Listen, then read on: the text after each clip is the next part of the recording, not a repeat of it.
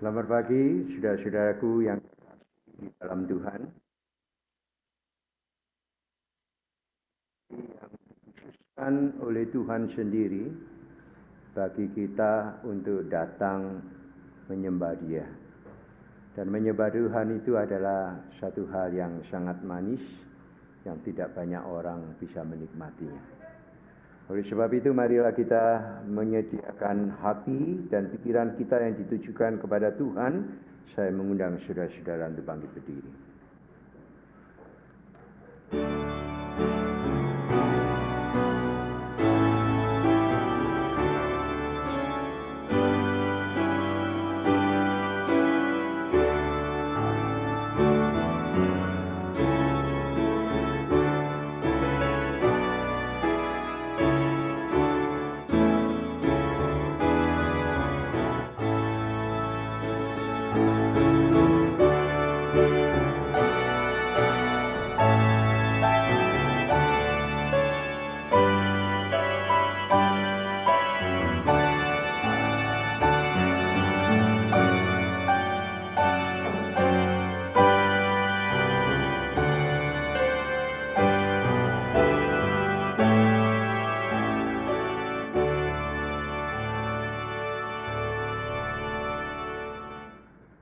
Ibadah kudus pagi hari ini ditabiskan demi nama Allah Bapa, Allah Putra dan Allah Roh Kudus. Kiranya Allah Tritunggal yang bersemayam di tempat yang maha tinggi itu berkenan memberkati ibadah kita serta menikmati sembah sujud kita sekalian. Hanya Roh Kudus yang memiliki kuasa untuk membuat perubahan yang Tuhan inginkan dalam hidup kita yang sedang menghadapi berbagai macam ujian iman. Alkitab sangat jelas menyatakan, jika kita mengaku dosa kita, maka Ia adalah setia dan adil, sehingga Ia akan mengampuni segala dosa kita dan menyucikan kita dari segala kejahatan. Oleh sebab itu, dengan rendah hati dan hormat, bernyanyilah bagi Tuhan, hai segala bumi. Kabarkanlah keselamatan yang daripadanya dari hari ke hari. Ceritakanlah kemuliaannya di antara bangsa-bangsa dan perbuatan-perbuatannya yang ajaib di antara segala suku bangsa. Sebab besar Tuhan dan terpujilah sangat, dan lebih dahsyat Ia daripada segala ilah. Kita menyambut dengan pujian nomor 37. Bacakan lagi.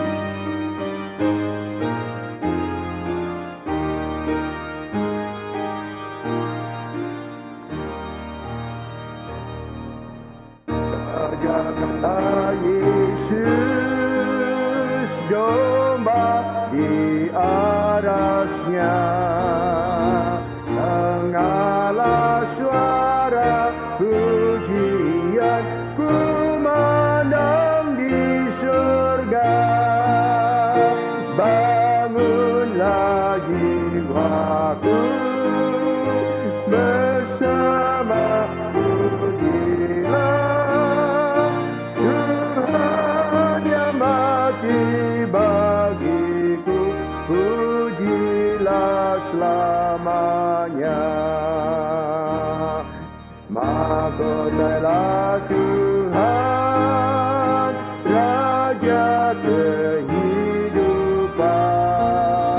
Sorakanlah kemenangan, kekal keselamatan. Muliakanlah Dia yang mati dan bangkit, anugerahkan kehidupan yang kekal. Adalah Tuhan, Raja Maha Kasih, ternyatalah kuasa-Nya indah dan mulia. Najilah penebus yang mati bagiku. Puji dan muliakan Tuhan selama-lamanya. Kita berdoa. Ya Tuhan, biarlah segala yang bernafas itu memuji-muji kebesaran nama-Mu. Biarlah langit mendeklarasikan kemahakuasaan Tuhan dan cakrawala menceritakan betapa indah perbuatan jari jemari Tuhan yang terwujud di dalam hidup yang kelihatan ataupun yang tidak kelihatan. Dan biarlah setiap lidah mengaku bahwa Engkaulah Tuhan di atas segala Tuhan, dan setiap lutut itu bertelut menyembah Engkau Allah di atas segala ilah. Kami memuji Engkau Tuhan, mengumandangkan nama-Mu, serta mengangkat jiwa kami. Karena pada saat kami melihat gunung-gunung, kami melihat kota-kota, kami melihat teknologi, kami tidak mendapatkan pertolongan apapun daripada mereka. Karena pertolongan kami berasal dari Tuhan yang menciptakan langit dan bumi. Engkau adalah Allah Israel, tetapi juga menjadi Allah daripada Israel baru, yaitu gereja dan umat-Mu ini, Tuhan. Kami bersyukur kepadamu bahwa Engkau adalah Allah yang tidak pernah tertidur dan tidak pernah terlelap. Engkau ada di samping kami sebagai Immanuel yang selalu mengerti dan mengayomi kehidupan kami dengan kekuasaan, dengan kasih, dan menanamkan pengharapan di dalam hati dan batin kami sekalian.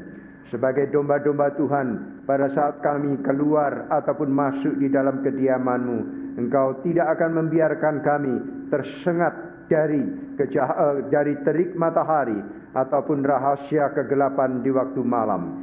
Kami bersyukur Tuhan, kami diberikan privilege, satu hak istimewa untuk datang kepadamu pagi hari ini, untuk memuji-muji nama Tuhan, serta berkenan untuk membuka hati kami menerima berkat yang berasal dari Tuhan di dalam ibadah suci dari awal sampai pada akhirnya.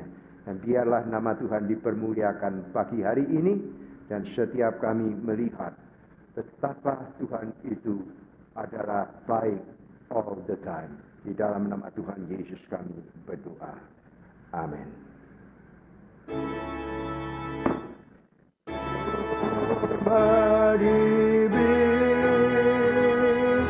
Bagi Bapa, Anak, dan Roh Kudus,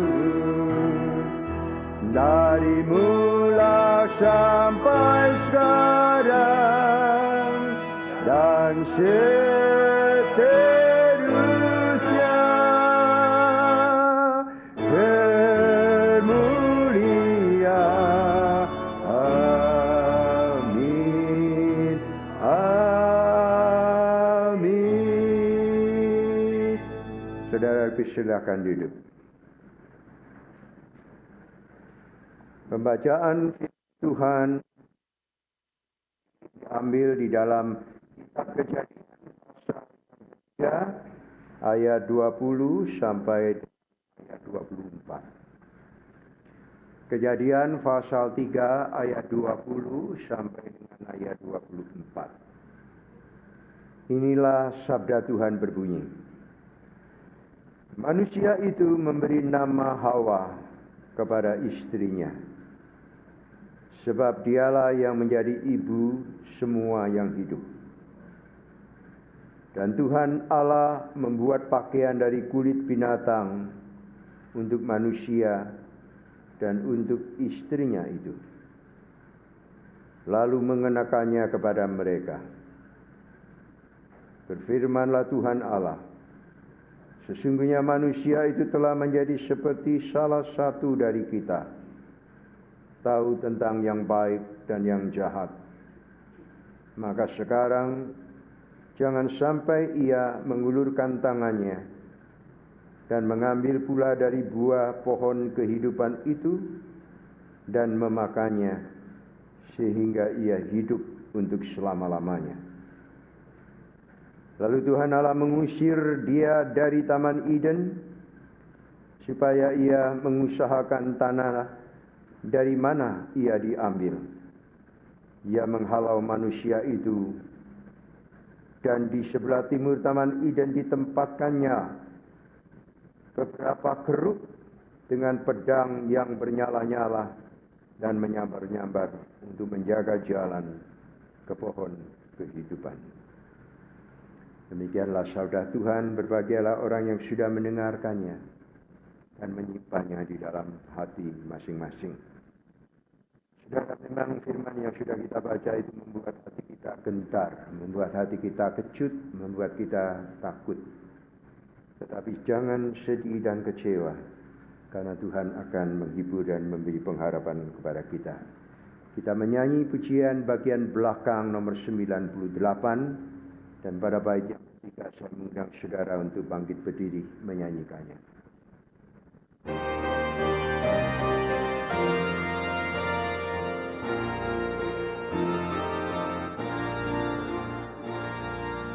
Jangan sedih dan kecewa, tetaplah imanmu,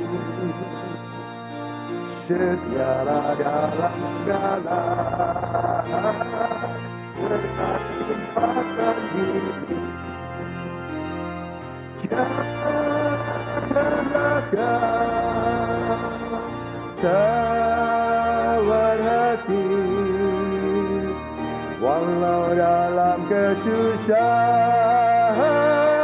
Tuhan selalu sertamu. Percayalah,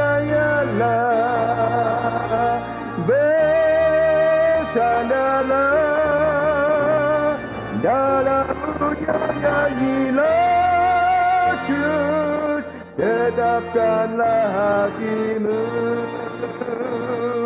Beban serta kekurangan akan terlampau berat. Pandanglah mulia akan dapat, Dia tentu buka jalan. Janganlah kau tawar hati, walau kesusahan, Tuhan selalu sertamu. Percayalah, bersandarlah, dalam ujian nyanyilah terus, tetapkanlah hatimu. Mari kita berdiri saudara-saudara, jangan kau sedih dan tetapkanlah hatimu. Pandanglah Dia. Jangan sedih dan kecewa, ada waktu bagimu. Tak lama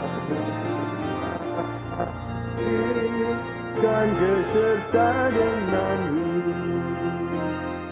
Janganlah kau tawar hati, walau dalam kesusahan, Tuhan selalu sertamu. Percayalah, bersandarlah, dalam ujian nyanyilah terus, tetapkanlah hatimu. Saudara-saudara, bersama-sama dengan orang percaya di segala zaman dan abad, marilah kita mengikrarkan pengakuan iman kita dengan mengucapkan pengakuan iman rasuli demikian. Allah Bapa yang Maha Kuasa, yang tunggal Tuhan kita, daripada Roh Kudus, lahir dari anak darah Maria, disalibkan, mati dan dikuburkan, turun ke dalam maut pada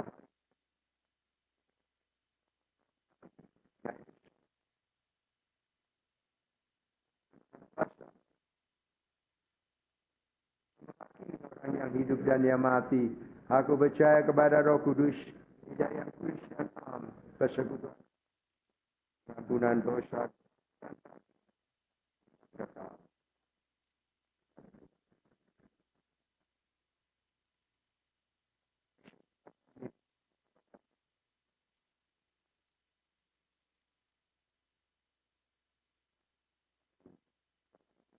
Bekerja menenangkan diri.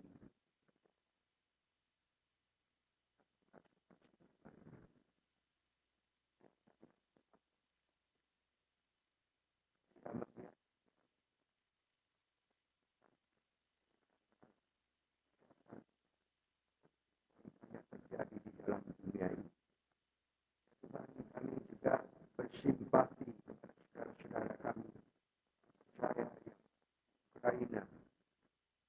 Rindu mereka memiliki satu ibadah yang tenang. Mereka bisa memuji Tuhan dan terbebas dari ancaman kematian oleh karena peperangan yang masih berkecamuk di sana. Bersama-sama dengan hati orang-orang percaya yang ada di Taiwan, mereka terus berdoa supaya ada kedamaian dengan Tiongkok daratan, ya Tuhan, sehingga tidak ada ancaman perang dari sana, ancaman akan Taiwan itu sendiri.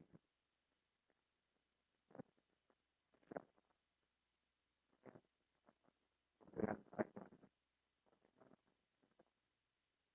satu bangsa, bagaimanapun juga mereka satu nenek moyang, bagaimanapun juga mereka satu rumpun.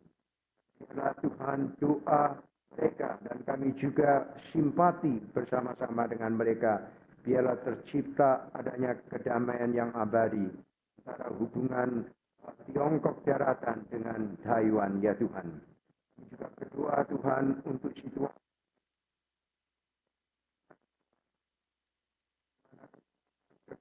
para juga mendekati ke daerah situ, tentara dan kelompok bersenjata dari negara Filipina juga berada di tempat itu. Juga beberapa negara-negara NATO berpartisipasi berada paling dekat di samudera itu, Tuhan.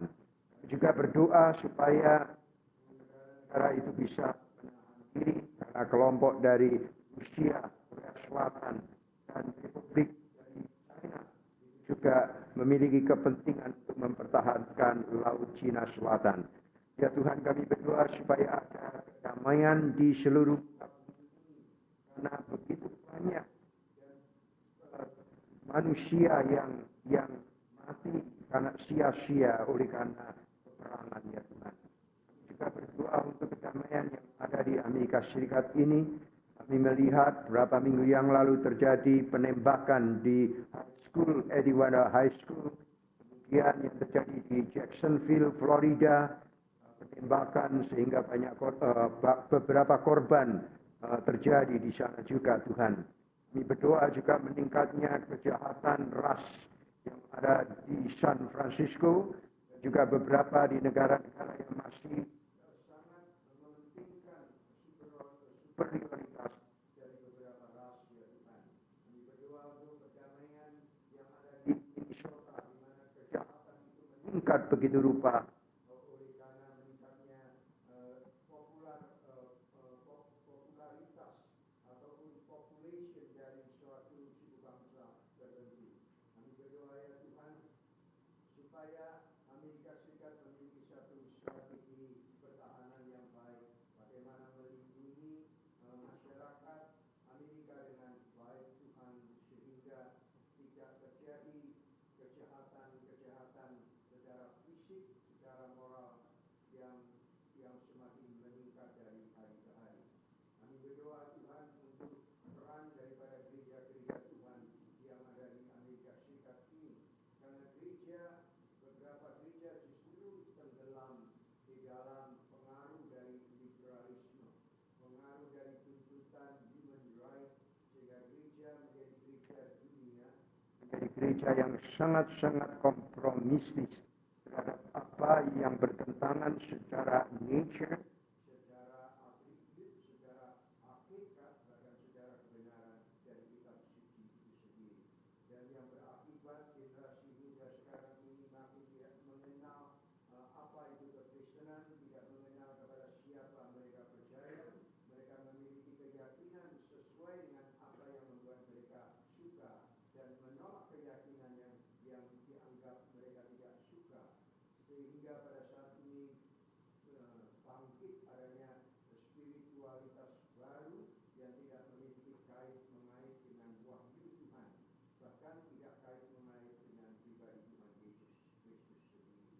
Jadi dari kelompok Z generation dan juga Alpha generation mengalami dampak secara signifikan terhadap bangkitnya liberalisme yang dimotori oleh sebuah partai politik yang ada di Amerika Serikat ini dengan platform yang sangat liberal dan mengacu kepada kepentingan-kepentingan dunia baru dan hak-hak asasi manusia yang semakin tidak terkontrol. Ya Tuhan, kami berdoa untuk peran gereja kami sendiri yang ada di wilayah pantai barat ini, kiranya bisa menggarami dan menjadi suluh di tengah-tengah situasi yang semakin tidak menyenangkan yang bergolak di Amerika Serikat ini. Tuhan, kami berdoa juga untuk perayaan 40 tahun berkat-berkat Tuhan yang dicurahkan di dalam gereja kami minggu depan. Kiranya Tuhan menolong kami supaya mata rohani kami dicerahkan. Gereja ini ada supaya mengemban satu amanat besar, yaitu amanat agung dari Tuhan Yesus Kristus untuk menjadikan bangsa itu adalah milik Tuhan, untuk menjadikan semua bangsa terutama umat yang ada di gereja Injili Indonesia ini mengasihi Tuhan dan share the gospel sebagai rasa peduli dan kasih sayang kepada sesama kami manusia. Terima kasih ya Tuhan, karena Engkau selalu mengingatkan kami semuanya untuk selalu dekat dengan Tuhan dengan melakukan doa Bapa kami demikian. Bapa kami yang ada di surga, dikuduskanlah namamu, datanglah kerajaanmu, jadilah kehendakmu di bumi seperti di sorga. Berikanlah kami pada hari ini makanan kami yang secukupnya, dan ampunilah kami akan kesalahan kami, seperti kami juga mengampuni orang yang bersalah kepada kami. Dan janganlah membawa kami ke dalam pencobaan, tetapi lepaskanlah kami daripada yang jahat. Karena Engkaulah yang punya kerajaan dan kuasa dan kemuliaan sampai selama-lamanya. Amin. Saudara dipersilakan duduk. Sebelum kita mendengarkan firman Tuhan, Angel Hosea akan mempersiapkan hati.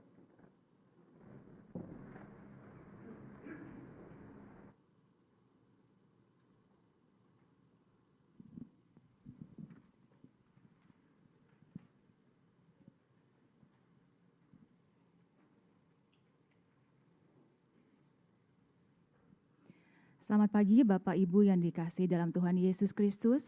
Pada pagi hari ini saya akan mencoba membawakan satu lagu yang berjudul Dia Sanggup, yang mengingatkan kita kalau kita mempunyai Tuhan yang hidup, Tuhan yang Maha Kuasa, dan Dia sanggup melakukan banyak hal dalam hidup kita. Biarlah lagu ini boleh menjadi berkat bagi kita semua.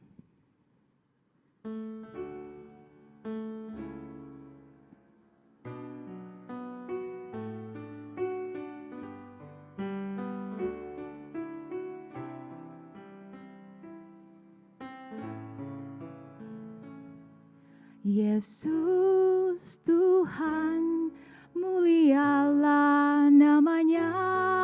Yesus Allahku, besar kasih-Nya. Dahulu, sekarang, dan sampai selamanya. Kasih-Nya tak pernah berubah. Yesus Tuhan, mulialah namanya. Yesus Allahku, besar kuasa-Nya. dahulu, sekarang, dan sampai selamanya. Kuasanya tak pernah berubah, Dia sanggup, Yesus sanggup melakukan perkara yang besar.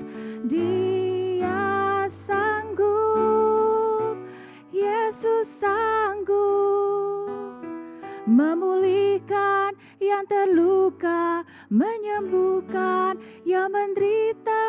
Dia sanggup memulihkan hidupku.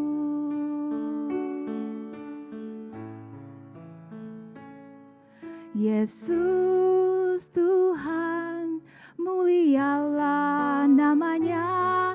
Yesus Allahku, besar kuasanya. Dahulu, sekarang, dan sampai selamanya. Kuasanya tak pernah berubah.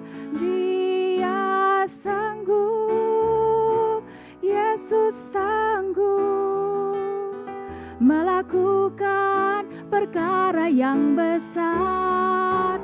Dia sanggup, Yesus sanggup memulihkan yang terluka, menyembuhkan yang menderita. Dia sanggup memulihkan hidupku. Dia sanggup, Yesus sanggup melakukan perkara yang besar. Dia sanggup, Yesus sanggup memulihkan yang terluka, menyembuhkan yang menderita. Dia sanggup memulihkan hidupku. Dia sanggup memulihkan hidupku.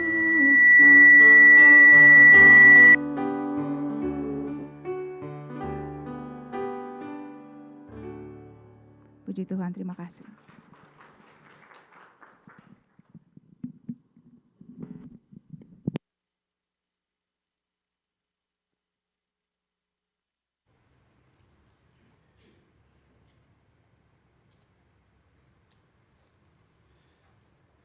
Ya, saudara, terima kasih untuk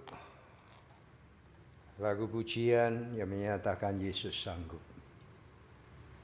Dan kita akan mempersiapkan hati mendengarkan firman Tuhan dengan satu tema tragedi di Taman Eden yang mengubah hidup dan sejarah manusia.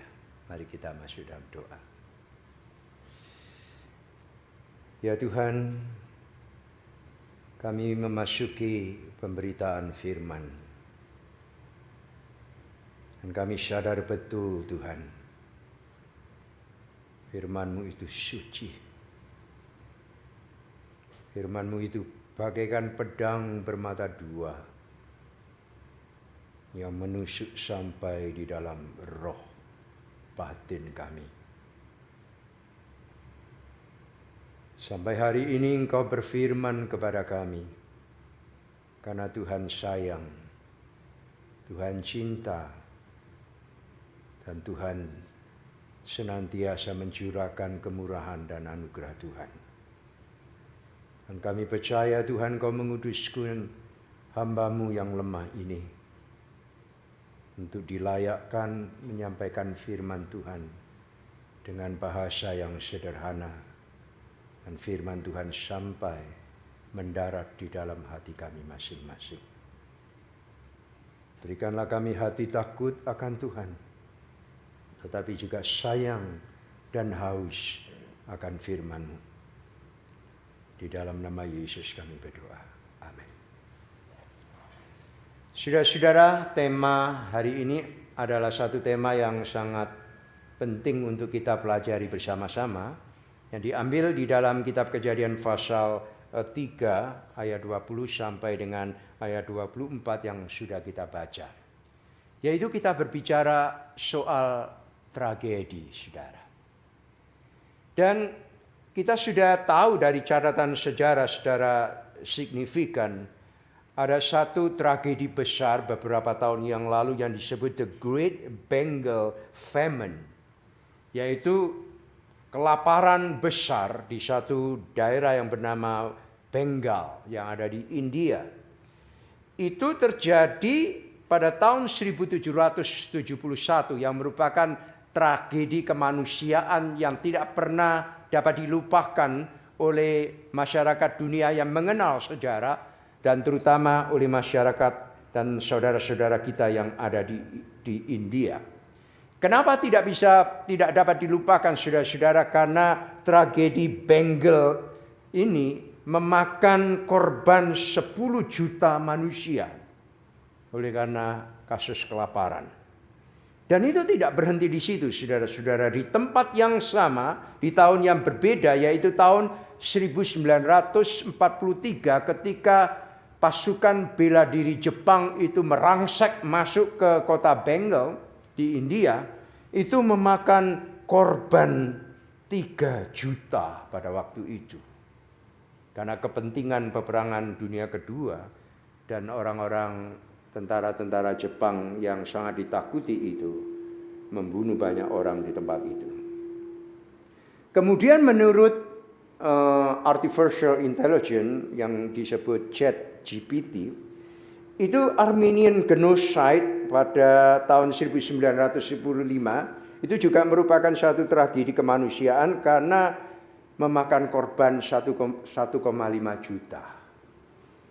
Dan yang menjadi korban kelaparan hebat di Afrika, unfortunately, saudara, tidak tertangkap atau tidak direkam di dalam kitab-kitab sejarah.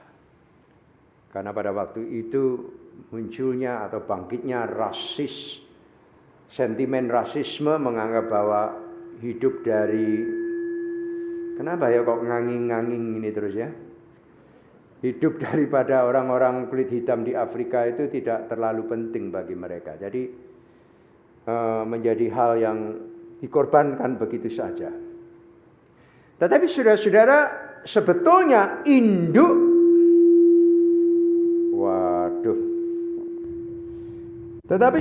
induk dari the most horrible tragedy bukan yang saya sebut tadi yang terjadi di dunia ini. Sebetulnya induk tragedi itu yang terbesar dan tidak akan terulang lagi, tetapi juga terus mengalir sampai dengan hari ini, yaitu tragedi yang terjadi di Taman Eden justru. Dan tragedi inilah yang merubah kehidupan manusia dan merubah sejarah kehidupan di alam semesta ini, saudara. Dan hebatnya, tragedi yang ada di Taman Eden ini bukan menyangkut kehidupan manusia saja, saudara, tetapi juga menyangkut kehidupan alam semesta ini. Karena tragedi yang ada di Taman Eden ini mengharuskan Tuhan mengeluarkan satu ketetapan. Mengharuskan Tuhan mengeluarkan satu authoritative decree yang mengatakan bahwa segala yang ada termasuk langit dan bumi akan lenyap, saudara. Dan langit dan bumi ini bukan bumi yang kita diami ini saja, tetapi menyangkut seluruh galaksi, menyangkut segala keberadaan, saudara. Dari eksistensi itu mengalami perubahan yang sangat besar, yang sangat radikal oleh karena kasus tragedi yang meledak di Taman Eden tersebut. Nah, saudara, tragedi di Taman Eden ini bukan peristiwa yang kaleng-kaleng saja, bukan peristiwa yang kita baca enak, saudara-saudara, tetapi satu tragedi yang merebak semuanya. Dan yang menyedihkan adalah tragedi ini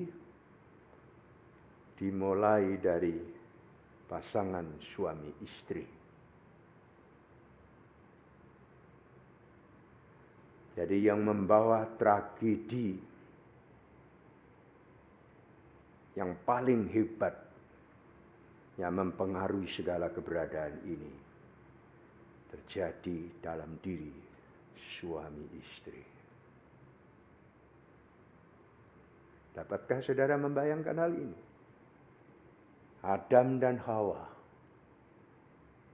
justru yang menjadi penyebab munculnya tragedi besar ini. Di dalam ayat 20 dikatakan, "Then the man, Adam, named his wife Eve, because she should be the mother of all who live." Coba saudara bayangkan ini. Jadi Adam memberi nama pada istrinya itu bukan Eva sebetulnya. Nama aslinya di dalam bahasa Ibrani itu adalah Hawa. Yang Hawa itu artinya adalah the life giver, pemberi hidup. Jadi yang disebut ibu itu adalah pemberi hidup menurut Adam, saudara. Dan pada saat mereka hidup berdua di Taman Eden, Adam itu belum terlalu mengenal Hawa. Sehingga hubungan suami istri itu tidak terjadi di Taman Eden. Hubungan suami istri itu terjadi setelah mereka jatuh di dalam dosa. Setelah mereka mengetahui bahwa mereka itu telanjang. Setelah ada satu perubahan asumsi. Setelah ada perubahan paradigma. Setelah ada perubahan cara mereka menilai tentang apa yang disebut telanjang itu, saudara-saudara. Sekarang mereka memandang ketelanjangan itu bukan sesuatu yang suci, yang baik. Tetapi cara pandang mereka itu dipengaruhi oleh satu hasrat yang disebut sinful desire. Dan sinful desire, hasrat yang berdosa ini mengubah cara pandang Adam dan Hawa terhadap ketelanjangan itu. Nah, saudara, setelah mereka jatuh di dalam dosa itulah Adam dan Hawa memiliki satu hasrat seksual. Bukan berarti hasrat seksual itu adalah jahat. Hasrat seksual itu terjadi setelah mereka jatuh dalam dosa dan merupakan bagian daripada dosa. Bukan. Yang terjadi adalah satu perubahan sifat di dalam hubungan seksual itu tersebut. Nah, saudara, manusia jasmani itu dimulai pada saat mereka itu jatuh di dalam dosa. Adam menikmati hubungan dengan istrinya, Hawa menikmati hubungan dengan suaminya. Sekarang itu di dalam satu koridor yang sangat berbeda. Saudaraku, tetapi mau tidak mau kita harus mengetahui bahwa pertama kali Adam mengandung itu bukan di Taman Eden. Hawa itu mengandung pada saat dia sudah diusir dari Taman Eden untuk kembali kepada tanah di mana Adam itu diambil. Tubuhnya diciptakan, dibuat oleh Tuhan dari sebuah tanah di luar Taman Eden. Di luar the land of happiness. Tetapi di dalam satu tanah ketika mereka diusir, Tuhan itu mengatakan supaya mereka kembali kepada tanah dari mana mereka itu diambil atau berasal. Nah, saudara, tetapi kehidupan itu melalui perkawinan Adam dan Hawa, manusia jasmani mulai menikmati makanan bumi dari rahim si ibu. Jadi ketika Adam dan Hawa diciptakan langsung oleh Tuhan, maka kehidupan selanjutnya dimulai itu dari rahim ibunya. Jadi makanan pertama, makanan bumi, hidup keduniawian itu dimulai dan diajar di dalam rahim seorang ibu. Jadi ada situasi mental, ada gerakan rohani di dalamnya, adalah intelektual yang berkembang di dalamnya, itu dimulai di dalam rahim ibunya. Dan anak manusia yang pertama untuk belajar makanan bumi itu dari rahim ibunya. Saudara, pada bayi usia 30 minggu, bayi ini sudah bisa memiliki satu kemampuan untuk mendengar ibunya berbicara. Bayi ini secara ajaib bisa menyadap gerakan-gerakan emosional, kesedihan, kemarahan, frustrasi, depresi dari sang ibu. Dan menurut penelitian, saudara-saudara, penelitian yang baru menunjukkan bahwa bayi yang belum lahir mendengarkan ibu mereka berbicara selama 10 minggu terakhir kehamilan. Dan saat lahir dapat menunjukkan apa yang mereka dengar. Suatu ibu berkisah. Di dalam proses counseling, psychological counseling yang saya lakukan. Pada saat sang ibu itu sedang mengandung, hubungan komunikasi antara suami dengan istri itu tidak sehat. Jadi cara berkomunikasi si suami kepada istrinya itu sangat kasar, saudara. Sangat menyakitkan hati. Sehingga terjadi suatu kali sang istri itu mengalami tekanan-tekanan pada saat dia mengandung oleh karena cara suami berbicara. Waduh, kasar. Kasar, saudara. Dan secara tidak sadar, bayi itu 10 hari, 10 minggu terakhir saat kehamilan, dia menyerap, menyadap, merekam situasi yang terjadi di luar rahim ibunya itu dengan satu alat seperti kita punya alat speaker itu yang bisa didengar oleh bayi tersebut dan seperti mengeluarkan gaung di dalam rahim di mana dia itu berada. Dan pada saat sang bayi itu lahir, dia sepertinya anak yang normal. Tetapi ketika dia menjelang dewasa,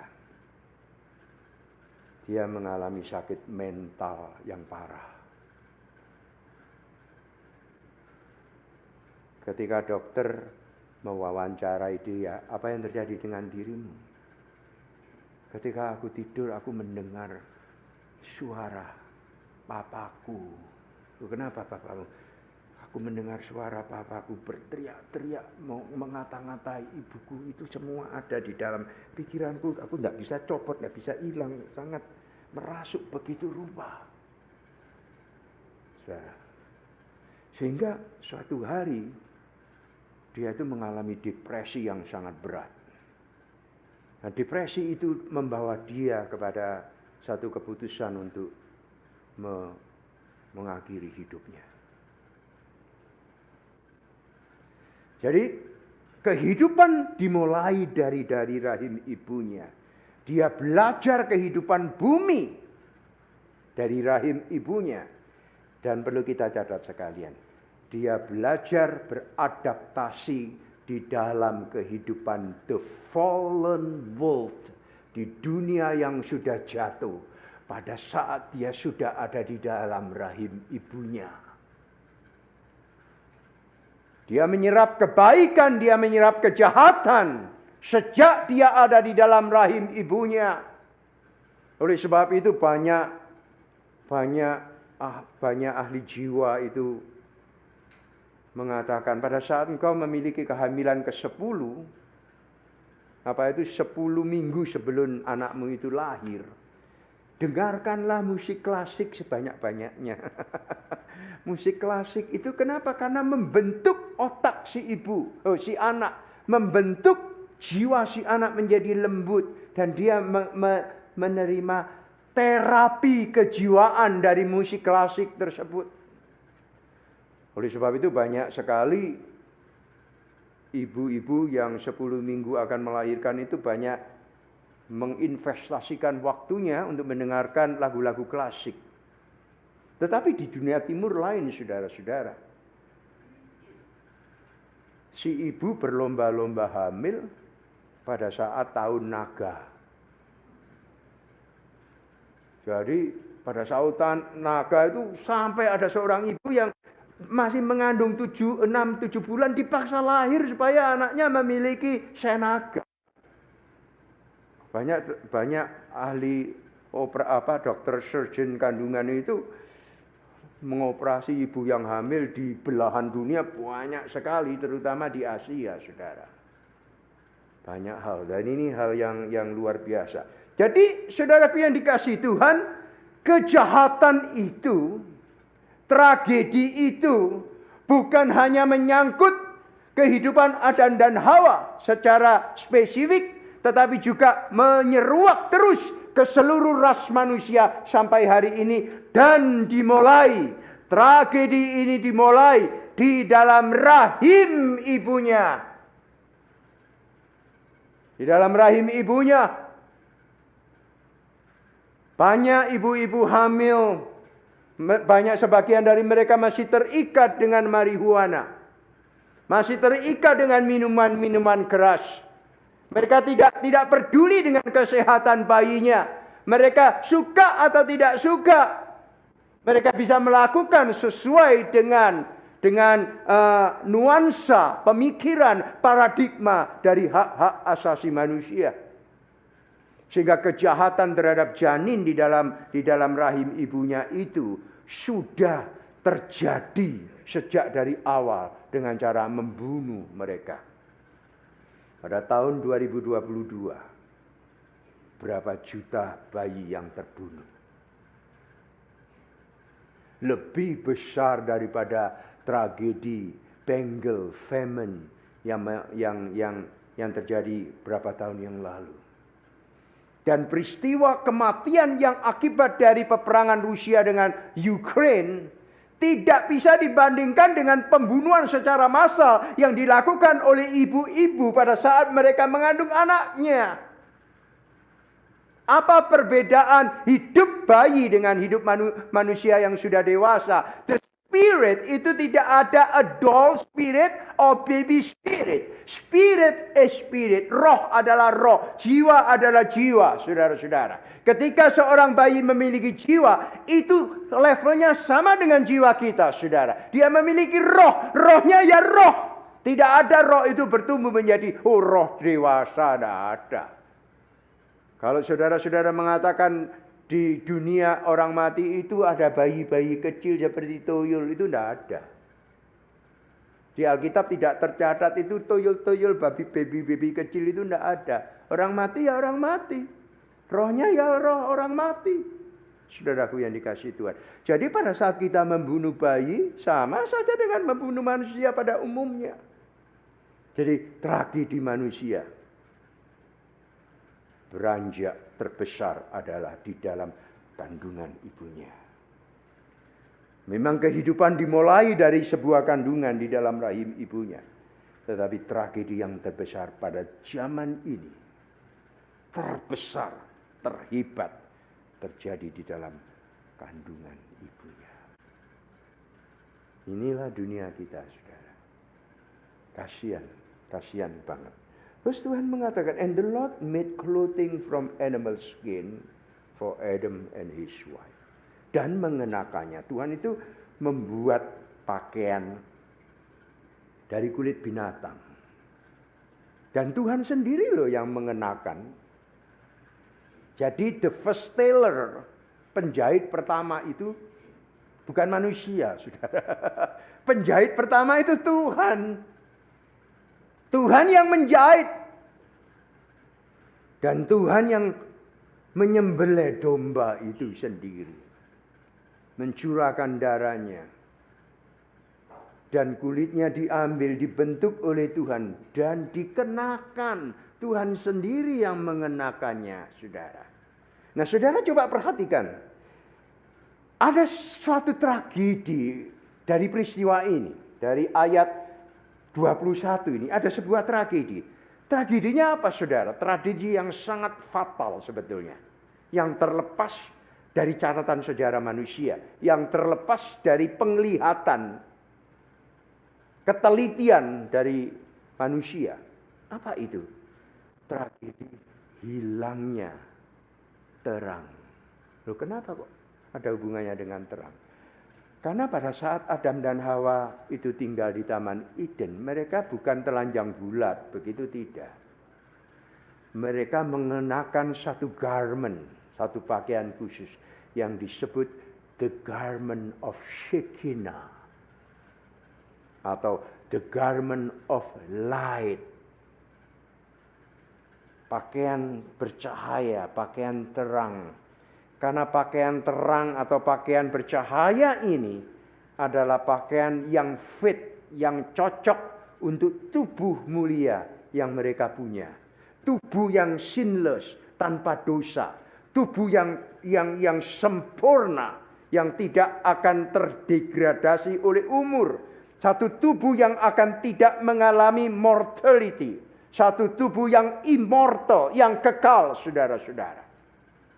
Nah, oleh sebab itu, mengenakan satu pakaian yang khusus yang disebut the garment of light. Seperti pada saat kita mengalami kebangkitan dari antara orang mati untuk menyongsong kedatangan Tuhan yang kedua kali. Dikatakan bahwa kita menyongsong di udara. Kenapa di udara? Kenapa kitab Tesalonika mengatakan kita menyongsong kedatangan Yesus di udara? Karena di udara itu terjadi satu pesta yang disebut pesta anak domba. Dan tidak sembarang orang yang bisa masuk untuk menjadi satu di dalam pesta tersebut, saudara-saudara. Hanya orang-orang tebusan. Oleh sebab itu terjadi peristiwa yang disebut parusia, pengangkatan gereja. Dan pengangkatan gereja ini adalah pengangkatan yang pertama di mana orang kudus terangkat. Disebut sebagai orang kudus karena pada saat itu mereka mengenakan tubuh yang mulia. Kenapa mengenakan tubuh yang mulia, saudara-saudara? Karena mereka berhadapan dengan satu pribadi. Nah, pribadi ini di dalam Ibrani pasal 1 disebut the Shekinah of the Lord. Shekinah, terang yang bercahaya. Dulu Adam dan Hawa mengenakan the garment of light atau the garment of Shekinah. Tetapi pada saat kita berhadapan dengan Yesus Kristus di dalam terang, kita disebut anak terang lagi. Kita berjalan di dalam terang lagi. Kita mengenakan terang. Kita tidak menjadi bagian dari kegelapan. Kita mengenakan the garment of the light. Dan kita melihat, menyongsong ke atas untuk menyambut kedatangan the Shekinah of the Lord. The radiance of the Lord. Di dalam Ibrani pasal 1 itu. Yaitu pertemuan antara Tuhan Yesus dengan anak-anaknya yang sudah mengalami tebusan. Ini yang disebut pesta anak domba. Dan semua yang berada di dalam pesta tersebut adalah anak-anak terang. Nah, tragedi di dalam Taman Eden itu adalah the loss of the garment of light. Di dalam Roma pasal 3 ayat 23 disebutkan oleh karena manusia telah jatuh di dalam dosa, mereka kehilangan kemuliaan Allah. Yang disebut kemuliaan Allah itu adalah the radiance of God. Nah, radiance of God itu di dalam bahasa Ibrani disebut the Shekinah of Yahweh. Shekinah of Yahweh, satu terang daripada Tuhan. Nah, pada saat Tuhan Yesus dilahirkan itu, Yesaya pasal 9 itu mengatakan bangsa yang berjalan di dalam gelap melihat terang yang besar. Terang yang besar apa? The Shekinah Yahweh. Yaitu sinar kemuliaan daripada Tuhan sendiri.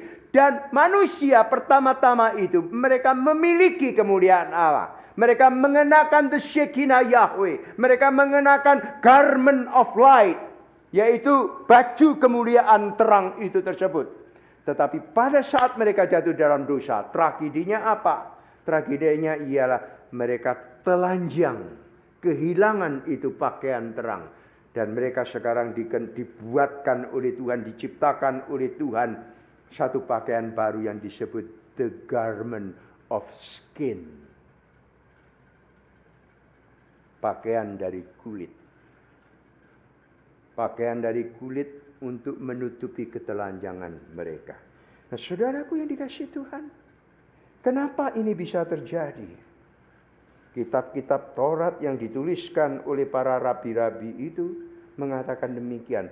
Garment of light refer to Adam garment which were like a torch. Seperti obor yang bercahaya. Itu kemudian redup dan hilang. Dan manusia menjadi manusia yang telanjang. Ini tragedi yang terbesar. Manusia kehilangan kemuliaan Tuhan. Nah, saking manusia itu kehilangan kemuliaan Tuhan, pada zaman ini banyak manusia tidak tahu malu. Gitu loh. Tidak tahu malu. Mereka menajiskan diri dengan hal-hal yang kotor. Mereka menyukai ide-ide yang dicetuskan oleh liberalisme. Kenapa Partai Demokrat itu menang pada pemilihan yang lampau? Oleh karena Partai Demokrat itu mengkampanyekan suatu platform dari Partai Demokrat yang notabene-nya berdasarkan kepada satu fondasi yang disebut super liberalisme. Super liberalisme itu adalah satu liberalisme yang tidak memiliki batas, saudara-saudara. Satu liberalisme yang memberikan freedom sebesar-besarnya kepada semua warga negara Amerika Serikat ini, saudara, dengan tanpa hal-hal yang bisa membatasi mereka dalam bentuk agama, dalam bentuk religius, dalam bentuk spiritualitas. Mereka bandirkan hal-hal yang berbau Alkitab di dalam sekolah-sekolah. Mereka itu menghilangkan hal-hal yang berbau Alkitab di gedung-gedung pemerintahan. Di guru-guru supaya guru-guru harus menandatangani bahwa mereka tidak akan menyentuh hal-hal yang bersifat believe, especially believe in Christ. Saudaraku yang dikasihi Tuhan. Sebab mengapa? Karena kepercayaan di bawah satu nama yang disebut Kristus. Itu adalah hal yang sangat menakutkan bagi segala sistem kehidupan. Pada saat Petrus masuk ke bait Allah, dia bertemu dengan orang lumpuh. Dia mengatakan, emas dan perak aku tidak punya. Tapi apa yang aku punya aku berikan kepadamu. Yaitu nama dari Yesus orang Nazaret. Ketika dia berdiri di hadapan orang lumpuh itu, dia berkata, tataplah kami. Seorang itu menatap seolah-olah mengharapkan sedekah. Tetapi Petrus mengatakan, demi nama Yesus orang Nazaret itu, berdirilah. Jadi ada satu hal yang menjadi kekuatan maha besar, yaitu nama Yesus. Nama Yesus menjadi nama yang mengancam kebebasan manusia. Tidak ada orang itu mengaborsi atas nama Yesus.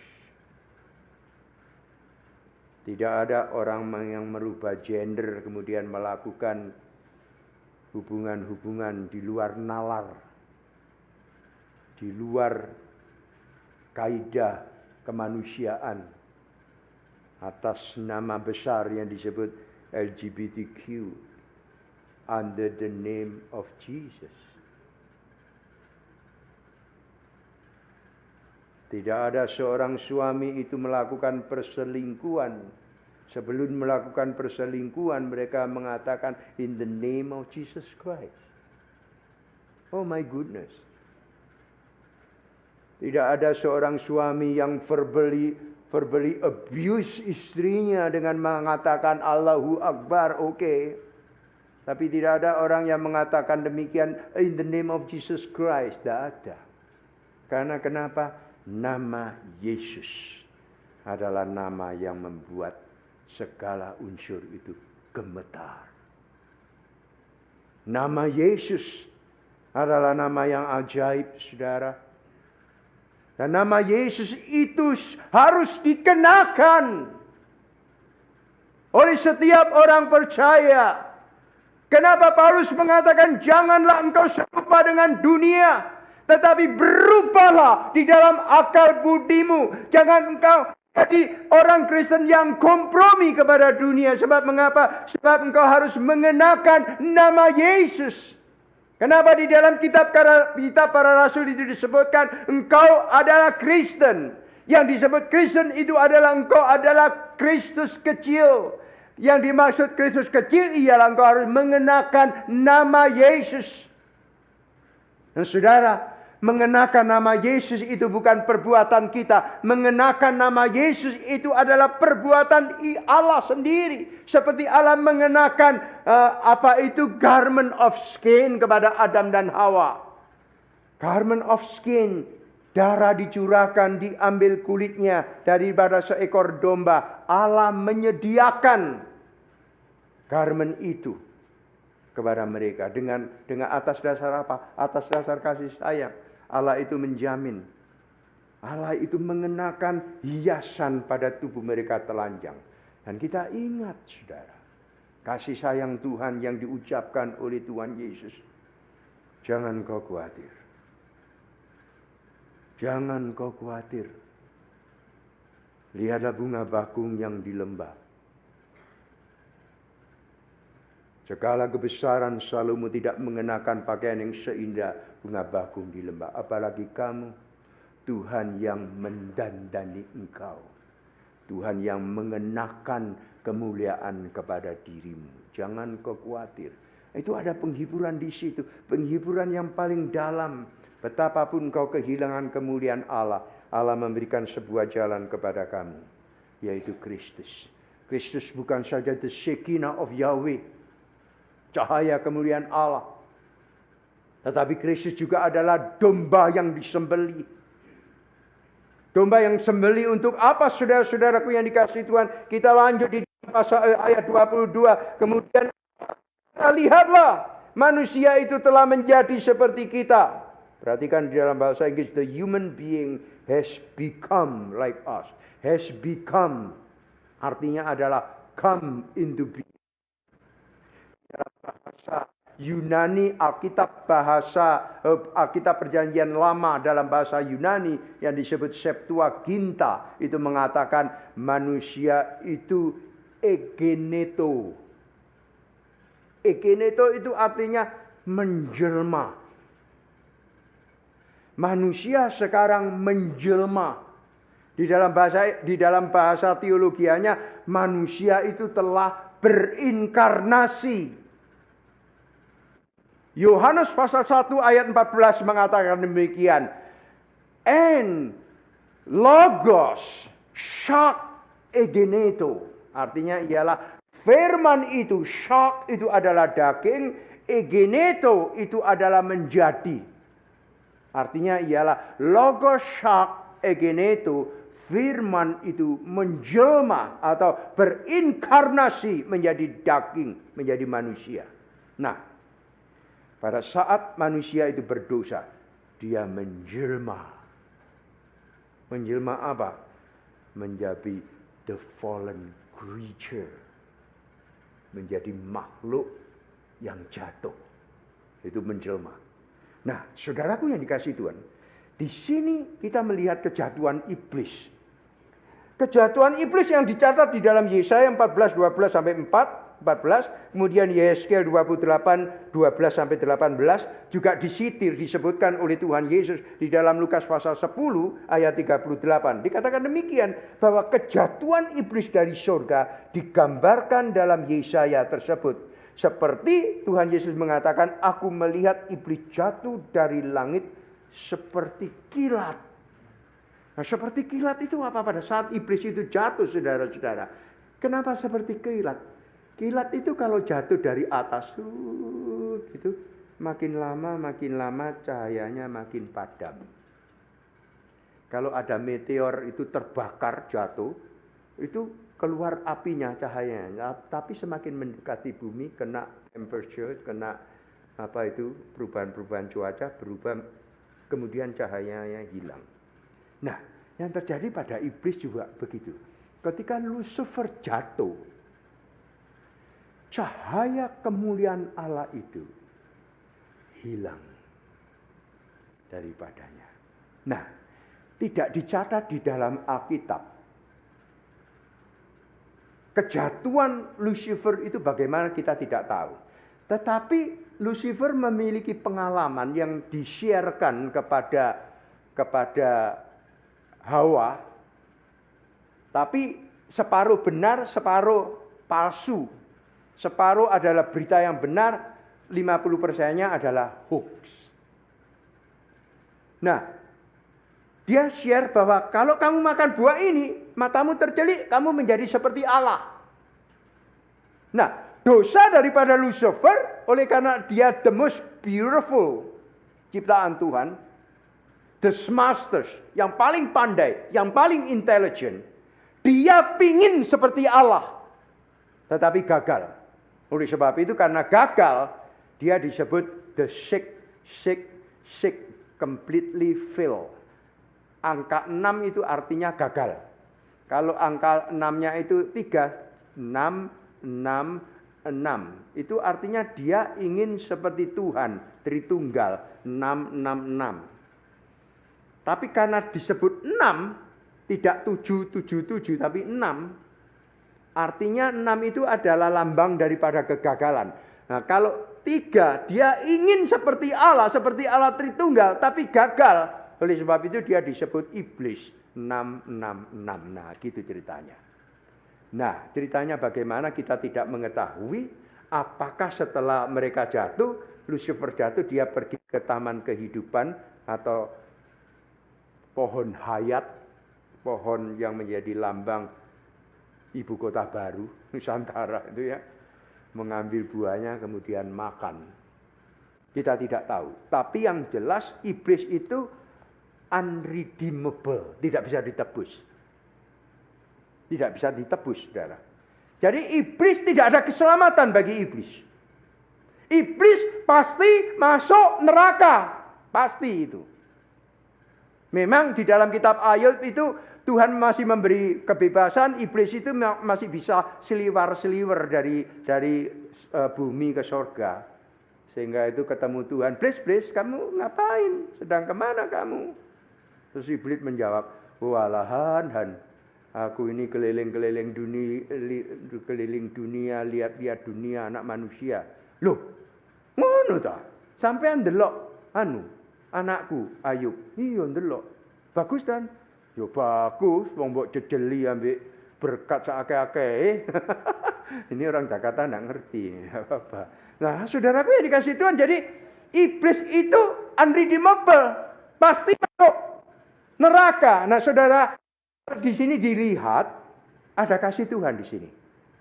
Ada diskusi antara Allah Tritunggal itu. Case-nya apa? Manusia ini jatuh di dalam Tuhan. Ojo-ojo jangan sampai dia itu seperti Lucifer. Artinya dia hidup kekal. Hidup kekal bagaimana? Hidup kekal sebagai the fallen creature. Sebagai orang yang sudah jatuh di dalam dosa. Yang tidak mati lagi. Karena pada saat mereka sudah dekat dengan pohon kehidupan dan makan buah pohon kehidupan, mereka menjadi makhluk yang immortal, yang kekal, tidak bisa mati. Tetapi mereka itu tidak bisa mati dengan status sebagai fallen creature. Gitu loh. Oleh sebab itu Tuhan tidak mau. Kita cegah mereka. Kita usir. Kemudian diusir, saudara. Diusir, kemudian Taman Eden sebelah timur itu dijaga oleh kerub. Kerub itu adalah the Almighty Guardian. Dengan pedang yang bernyala-nyala. Dan tidak ada satu ciptaan pun yang bisa menerobos masuk ke dalamnya untuk makan buah hayat tersebut. Nah, ini kuncinya apa, saudara? Manusia berusaha untuk masuk. Mungkin Adam dan Hawa berusaha untuk masuk lagi. Tapi tidak bisa. Karena begitu menerobos pedang bernyala-nyala itu 100% risikonya adalah binasa. Nah, kemudian Taman Eden itu hilang dari bumi. Hilang dari bumi. Tapi tiba-tiba muncul di kitab Wahyu. Di dalam kitab Wahyu itu ada pohon kehidupan di tengah-tengah taman. Saudara-saudara. Jadi semua orang tebusan itu bisa masuk ke situ dan bisa menikmati buah pohon kehidupan tersebut. Nah, kenapa Tuhan itu mengusir mereka? Dan kenapa Tuhan itu menyematkan pakaian dari kulit binatang kepada mereka? Ada dua berita di sini. Berita yang pertama, Tuhan sendiri yang akan menyediakan juru selamat. Berita yang kedua ialah tidak ada hal apapun, baik manusia, baik kepercayaan, baik agama, baik perbuatan, baik zakat fitrah, baik kesolehan manusia, siapapun itu tidak akan mungkin bisa masuk ke dalam Taman Eden itu kembali dengan menerobos kerup yang sedang menjaga dan api pedang yang bernyala-nyala. Itu tidak ada, saudara-saudara. Dan hal ini sungguh-sungguh memberikan satu fakta kebenaran bahwa tidak ada satu nabi pun yang pernah menerobos pintu ini. Tidak ada satu manusia pun yang bisa masuk ke dalam taman ini. Tidak bisa. Artinya apa, saudara? Usaha apapun yang dilakukan oleh manusia melalui manifestasi agama dan kepercayaan itu tidak bisa membawa manusia ke dalam taman Firdaus lagi. Oleh sebab itu yang dikatakan pengkhotbah itu betul. Vanity is vanity. Segala sesuatu sia-sia. Yang dilakukan orang di bawah matahari ini seperti menjaring angin, sia-sia. Engkau beragama seperti menjaring angin. Engkau melakukan syahadat, sholat. Engkau melakukan doa Bapak kami 12 kali sehari. Engkau melakukan ketaatan kepada hukum Taurat. Engkau menjadi orang yang setia di dalam menjalankan hukum-hukum agama. Is vanity, sia-sia. Sebab mengapa? Anything under the sun itu adalah sia-sia. Seperti kita memberikan air kepada samudera, sia-sia, saudara. Oleh sebab itu ketika Salomo itu menuliskan segala sesuatu sia-sia, dia sudah mengenal banyak ilah. Dia menyembah dewa-dewa yang dibawa oleh 1000 istrinya, saudara. Dari berbagai macam aliran, dari berbagai macam klan, dari berbagai macam spiritualisme, gerakan spiritualisme yang paling misteri sekalipun, dan yang paling radikal sekalipun, yang paling militan sekalipun, dengan korban anak sekalipun, dengan mencurahkan darah manusia sekalipun, dengan melakukan moral yang baik sekalipun, Salomo mengatakan pada akhirnya sia-sia. Karena kenapa? Tidak ada satu ciptaan pun yang bisa masuk saenake dewek nerobos ke Taman Firdaus. Loh, aku kan sudah baik, Tuhan. Bukan masalah kamu baik atau tidak baik. Bukan masalah itu. Masalahnya engkau adalah produk dari sebuah tragedi. Sejak engkau di dalam rahim ibumu, engkau adalah produk dari sebuah tragedi. Tragedi apa? Tragedi the fallen world into sin. Tapi apa yang dilakukan Tuhan? Don't worry. Aku menyediakan bukan hanya the garment of skin, tetapi aku menyediakan domba. Dan Yohanes Pembaptis mengatakan, behold, the Lamb of God. Lihatlah anak domba Allah itu yang redeem the sin of the world, yang telah menebus segala dosa dunia. Apa yang dilakukan oleh Kristus? Dia ada di atas kayu salib. Dia menjadi korban yang disembelih. Korban yang dipilah-pilah oleh pedang yang bernyala-nyala itu. Nah, dikatakan di dalam surat Petrus, dia itu turun ke dalam kerajaan maut. Dia memasuki, menerobos the gate of Eden, the new Eden. Dia mengorbankan dirinya sebagai korban satu-satunya.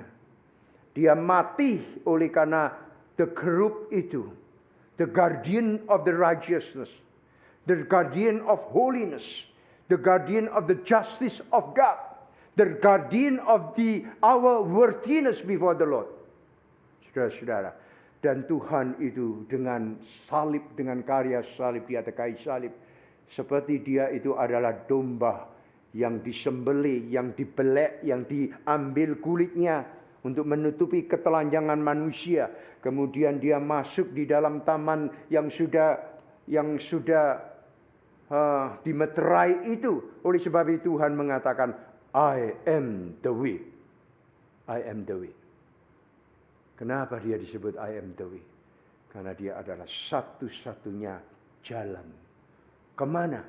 Kepada hidup yang kekal. Dan hidup yang kekal itu tidak akan pernah dapat kita masuki tanpa melewati pintu yang sudah terlarang untuk kita masuki. Dan itu tidak accessible to any creature, termasuk the Lucifer. Apakah ada nabi yang sangat besar dan layak untuk masuk tanpa Kristus? Tanpa Kristus. Saudaraku yang dikasihi Tuhan. Hal yang terpenting yang kita pelajari di sini. Tragedi itu akan diselesaikan hanya dalam satu nama, yaitu nama Yesus Kristus. Saudara boleh beragama, tetapi agama itu harus punya epicentrum, pusat tujuan, yaitu Yesus Kristus. Saudara boleh berpuasa, tetapi saudara berpuasa tidak akan menggapai kekudusan, tidak mencapai sesuatu yang kita harapkan kalau puasa itu tidak fasting in the name of Jesus Christ. Mengapa demikian? Karena Tuhan sudah mengatakan, Aku telah memberikan engkau nama di atas segala nama. Dan aku sudah memberikan kuasa di atas segala kuasa, yaitu diberikan kepada anakku yang tunggal, Tuhan Yesus Kristus. Supaya barang siapa yang percaya kepada dia tidak akan binasa. Kalau saudara berdasarkan agama dan kepercayaan untuk masuk ke dalam Taman Firdaus, ke dalam Taman Eden yang baru, saudara 100% binasa. 100% binasa. Kalau saudara memiliki satu agama yang paling agung sekalipun di muka bumi ini, dengan mengandalkan agama itu, saudara mencoba masuk ke dalam Taman Firdaus yang baru, 100% saudara akan binasa. Kenapa? Tidak ada satu orang pun yang bisa melewati the Almighty cherubim tanpa mengalami kebinasaan. Kristus sendiri, saudara. Kristus sendiri ketika melewati itu. Oleh sebab itu dia mengatakan, I am the way and the life.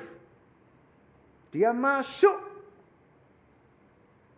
ke situ. Dia mengatakan, aku pergi ke rumah Bapakku untuk menyediakan rumah bagimu.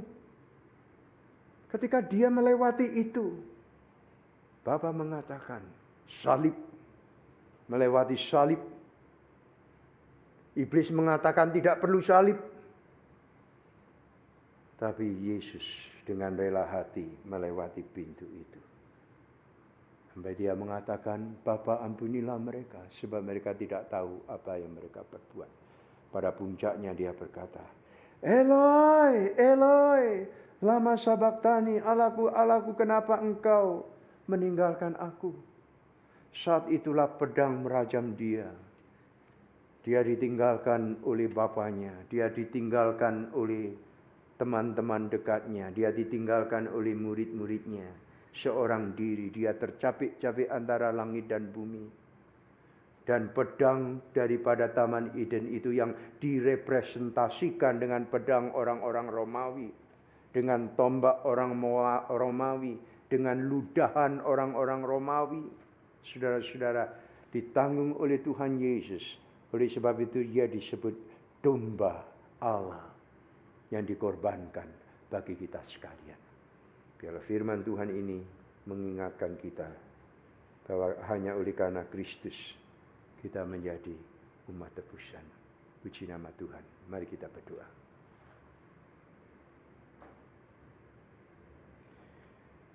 Ya Tuhan, terima kasih untuk firman yang sudah kami dengar bersama-sama pada pagi hari ini. Dan biarlah Tuhan kami diingatkan kembali. Kristus adalah jalan, adalah hidup dan kebenaran bagi kami. Kami semuanya yang sudah dilemparkan keluar dari taman kehidupan bersamaan dengan Adam dan Hawa. Dan kami tinggal di dalam dunia yang terkutuk ini. Dunia yang syarat dengan dosa.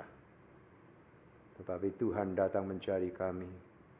Dan Tuhan mengatakan, sekalipun kamu harus berjalan di dalam lembah kekelaman, aku akan besertamu.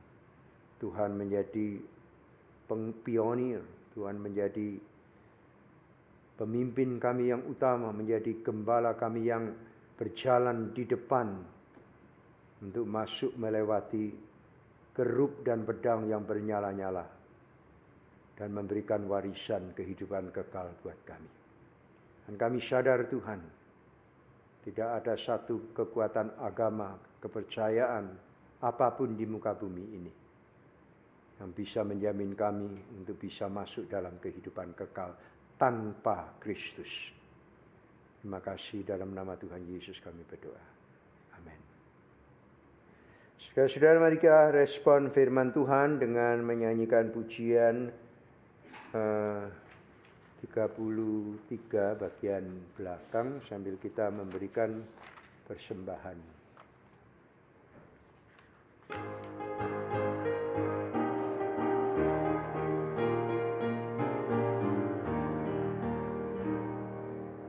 Alangkah indahnya hari itu, hari yang tak kulupa. Setelah ku keliling dalam gelap, ku dapat juru selamat. Betapa bahagia hatiku, ku dapat yang ku rindu. Kesusahan dan kegelapan hilang, digantikan dengan ketika,an surga turun, bahagia jiwaku. Di salib Yesus sucikan daku, dosaku ditebus, kegelapan jadi terang, surga turun, bahagia jiwaku. Mari saudara-saudara kita berdiri. Ingatlah ada 2 kotak persembahan di belakang. Maka saudara bisa mengirimkan ke alamat gereja dalam bentuk apapun juga. Kita menyanyi bahasa Inggrisnya.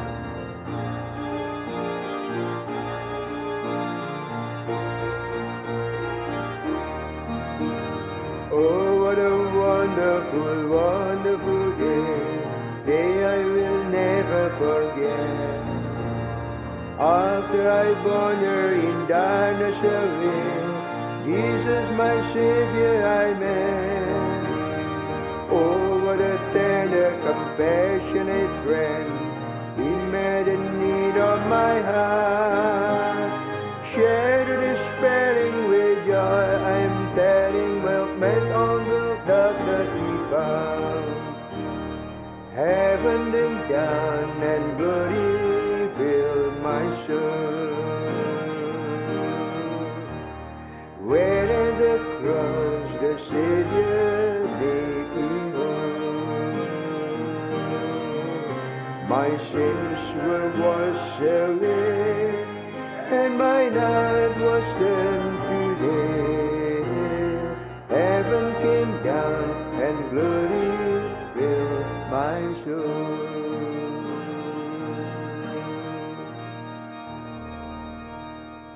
Terima kasih Tuhan, Kau memberkati kami dengan berkat yang kelimpahan, bahkan melampaui apa yang kami harapkan dan kami pikirkan, melampaui apa yang kami tunggu. Karena Tuhan mengerti kebutuhan kami, memberkati kami sesuai dengan kehendak Tuhan, sehingga kami bisa melewati hari-hari kami, bisa melanjutkan pekerjaan kami, bisa melanjutkan perdagangan dan bisnis kami. Semuanya itu semata-mata karena anugerah, kasih, dan pemeliharaan Tuhan. Kalau saat ini kami memberi persembahan, bukan berarti Tuhan itu kekurangan atau membutuhkan uang kami. Tetapi kami diperkenankan oleh Tuhan untuk mengucapkan syukur dan memberikan care kami kepada pemeliharaan gereja. Terpujilah nama Tuhan kekal selama-lamanya. Dalam nama Tuhan Yesus kami berdoa. Amin. Dengan tetap berdiri saudara-saudara, mari kita membacakan ayat emas kita hari ini dalam Mazmur pasal 16 ayat 11 2 kali berturut-turut. Demikianlah sabda Tuhan. Engkau memberitahukan kepadaku jalan kehidupan, di hadapanmu ada sukacita berlimpah-limpah, di tangan kananmu ada nikmat senantiasa. Mazmur 16 ayat 11. Engkau memberitahukan kepadaku jalan kehidupan, di hadapanmu ada sukacita berlimpah-limpah, di tangan kananmu ada nikmat senantiasa. Mazmur 16 ayat 11. Silakan duduk. Saudara-saudara, mungkin ada yang baru pertama kali hadir dan join di kita punya worship. Ada, kalau ada silakan angkat tangan saja dan kita boleh menyambut. Oh, kayaknya orang lama semuanya ya. Dan kita bersyukur karena kita akan menikmati makan siang bersama yang hari ini dipersembahkan oleh hati-hati dua ibu yang mengasihi Tuhan, yaitu Ibu Bina dan Ibu Mingming Wangsah. Terima kasih ya, puji Tuhan. Kemudian Bible Study minggu depan itu libur. Kemudian minggu depannya lagi, 2 minggu lagi itu kita memasuki Fall Bible Study. Nah, Fall Bible Study ini akan membahas kembali dari Mazmur pasal 8. Dari kitab Mazmur ini banyak rahasia-rahasia kehidupan yang sehubungan dengan doa, pergumulan, kejahatan, hoax, sakit hati, dendam, kesedihan, berbagai macam romantika kehidupan dibahas di dalam kitab Mazmur. Kalau saudara memiliki waktu, persembahkan waktu saudara yang berbahagia, yang berharga untuk mengikuti Bible Study dari pukul 9 sampai pukul 10. Kemudian gereja turut berduka cita atas berpulangnya ke rumah Bapa di sorga, Ibu Doris Chandra, yaitu mama dari saudari Anita Harjuno, San. Kiranya Tuhan menghibur dan menguatkan keluarga yang tinggalkan. Kemudian jangan lupa minggu depan kita merayakan hari jadi gereja kita yang disebut 40 Years of Blessing. Jadi di dalam ibadah itu diharapkan saudara-saudara membawa keluarga, membawa teman-teman, karena hari jadi ini adalah hari berkat bagi seluruh jemaat, bukan berkat bagi hamba-hamba Tuhan, bukan, tapi gereja berkat bagi kita semuanya. Nah, Kita belajar di situ bagaimana kita melihat dan meneliti kasih Tuhan mulai gereja ini didirikan sampai berjalan selama 40 tahun tanpa berhenti. Luar biasa ya, berkat-berkat Tuhan dihitung-hitung di situ. Dan itu akan diadakan pada minggu depan jam 10.30. Kemudian hari ini library open mulai tanggal 17 September bagi orang tua yang ingin membelikan mainan untuk anak-anaknya. Harap membawa hal-hal yang diperlukan untuk membeli buku-buku atau mainan dan sebagainya. Demikianlah warta jemaat yang singkat ini. Saudara-saudara, dan terima kasih untuk Ibu Esther Darmo Setio yang telah mempersembahkan suatu rangkaian bunga hasil karya dari talented and gifted jari jemari dari Ibu Esther ya. Nah, kita akhiri ibadah kita dengan bangkit berdiri.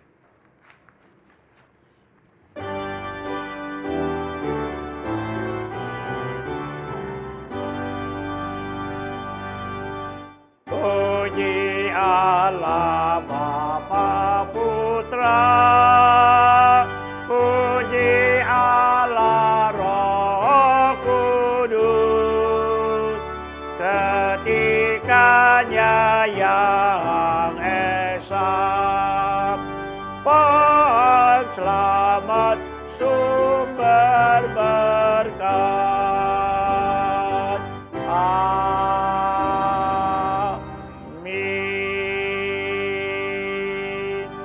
Bila setiap jemaat pulang penuh dengan sejahtera Tuhan dan menerima berkat Tuhan. Kiranya kasih karunia daripada Yesus Kristus, cinta kasih dan sejahtera daripada Allah Bapa, persekutuan dan penghiburan serta kekuatan dari Roh Kudus senantiasa menyertai kamu sekalian dari sekarang sampai selama-lamanya. Amin. Amin. Amin.